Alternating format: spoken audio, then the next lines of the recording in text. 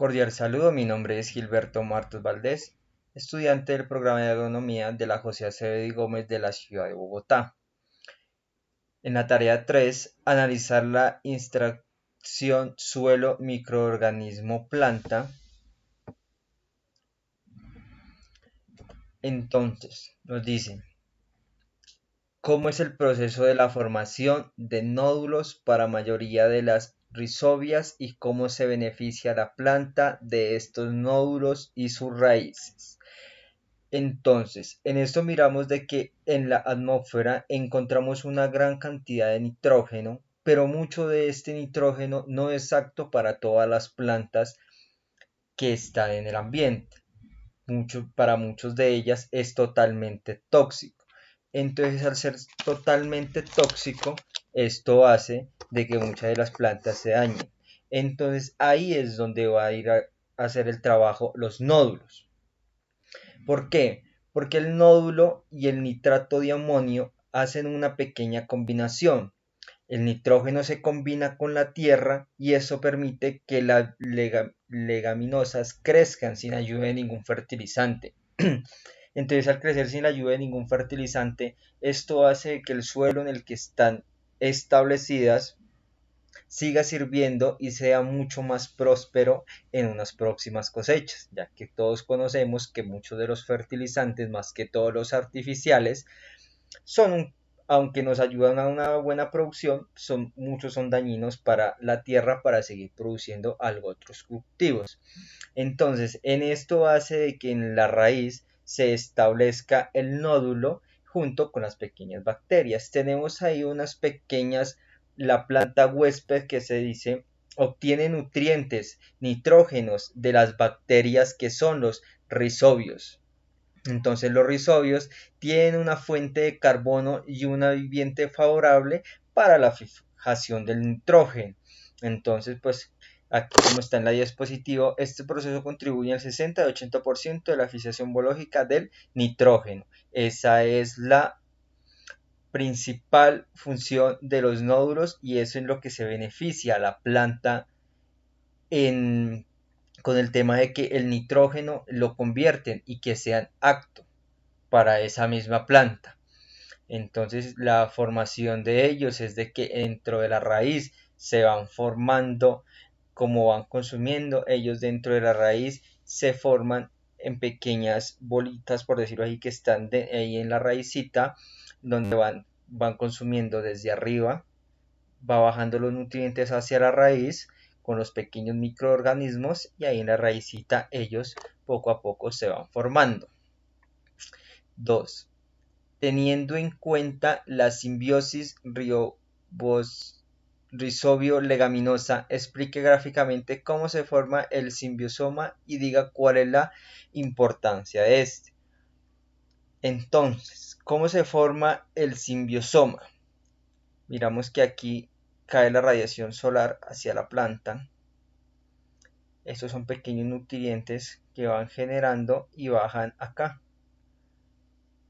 Aquí se encuentra el amonio, cual se combina con el nitrógeno y aquí en la raicita se van formando los pequeños nódulos, que es la bacteria principal de eso, son los rizobios, que son los que ayudan a las legaminosas. Entonces, el nitrógeno es esencial para la vida de cada una de las plantas. Sin nitrógeno ninguna planta en este momento podría vivir. Combatir nitrógeno inerte de la atmósfera, lo que se convierte con la fijación biológica del nitrógeno.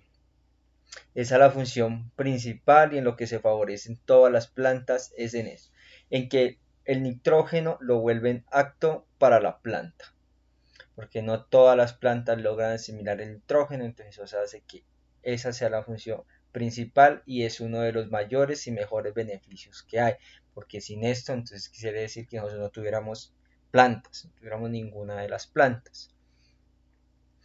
Entonces ahí es donde van los famosos, los microorganismos diazótrofos. Esos son los diazótrofos, son los encargados directamente de hacer totalmente este proceso. Esto los hace independientes de otra fuente de nitrógeno. O sea que ellos no necesitan de ninguna otra fuente, por decirlo, porque tendrían su propia fuente en la que les suministra el nitrógeno. Eso los hace totalmente independientes de otras fuentes que pueden existir en el exterior y ellas tienen su propia fuente. La fijación de nitrógeno enriquece y restaura la fertilidad de los campos, no abonos. Entonces, no abonos sintéticos creados en laboratorio, nada de eso, entonces nos ayuda demasiado, pues porque si no tenemos mucha cantidad de abonos, pues es mucho mejor para tanto para el suelo como para el bolsillo del productor. Pues, todos sabemos que los fertilizantes no son nada económicos, entonces esto nos hace que sea un grato alivio para el bolsillo, se produce de una forma mejor, mucho más natural, con ayuda de los microorganismos de la tierra, y esto hace que hasta las plantas, las leguminosas que se están produciendo en este momento sean mucho más ricas en proteínas, mucho más saludables para el consumo humano, porque tenemos que muchos de los fertilizantes que se utilizan no son aptos para el consumo humano, y eso nos está produciendo que pues se produzcan algunas enfermedades. ¿Cuál es la función de la hemoglobina?